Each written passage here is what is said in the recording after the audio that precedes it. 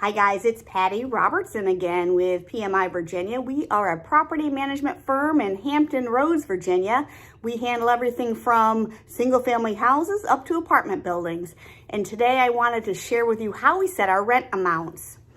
When we're setting rent amounts, it's a little bit different than when we're determining what sale prices are for a house. With rents, the most important factor is what does the competition look like for units just like mine or very similar to mine and in the neighborhood, but also within the school district, within that area of the city?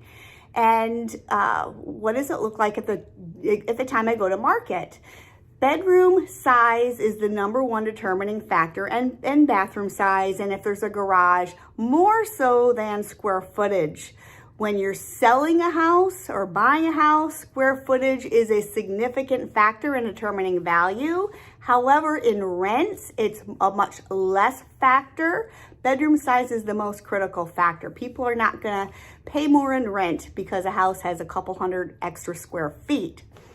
They will pay more if it's a little more updated, but not as significantly as you would think. So one of the risks is you don't want to go to market with your house priced way too high because the listing will get stagnant. And the most critical time, whether you're selling a house or you're renting a house, in the first couple of weeks. You want to get as much exposure as you can.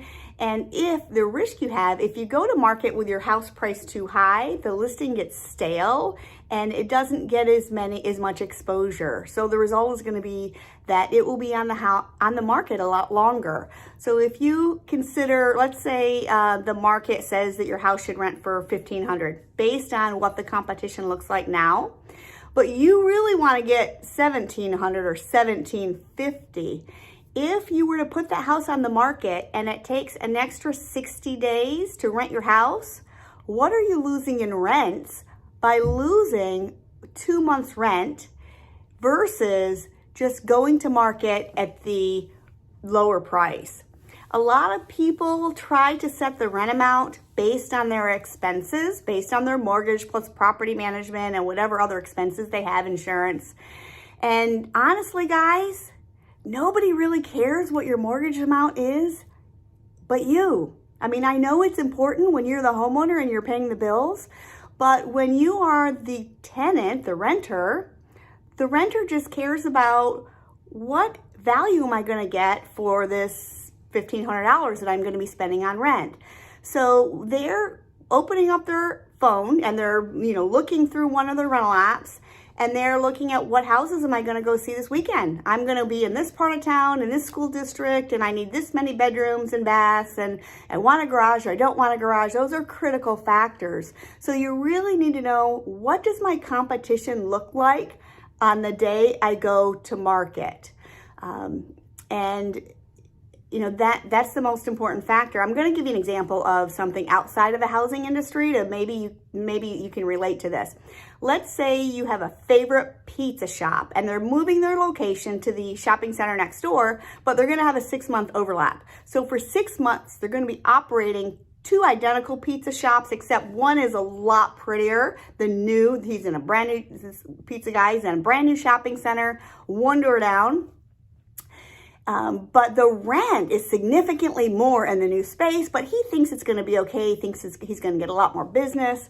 So you go to order pizza on Friday night, you're going to have pizza night, and you open up your phone, you're going to order on the phone, and his ads pop up, and you see there's 2 locations, and you look at the prices, and they're different. You know the product, you know that you love the pizza, the same pizza regardless of what location you go to.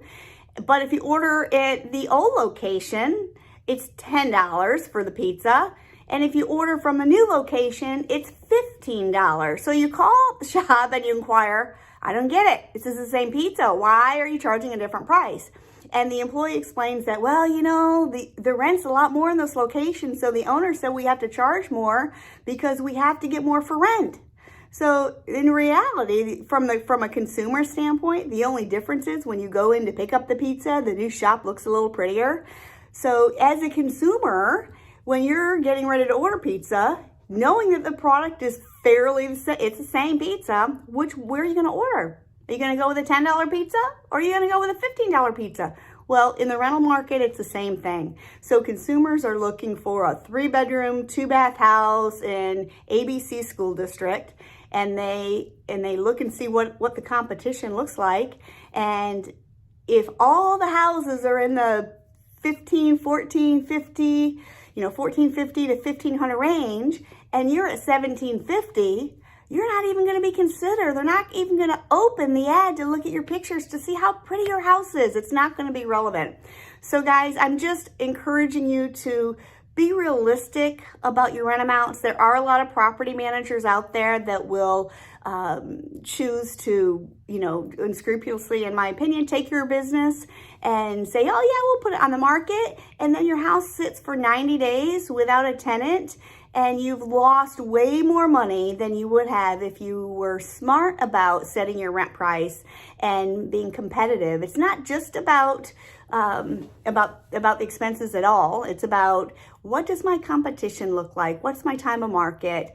You've got to take all the factors into account, and price is a significantly important factor that consumers look at when they're looking for some place to rent. So I hope this was helpful.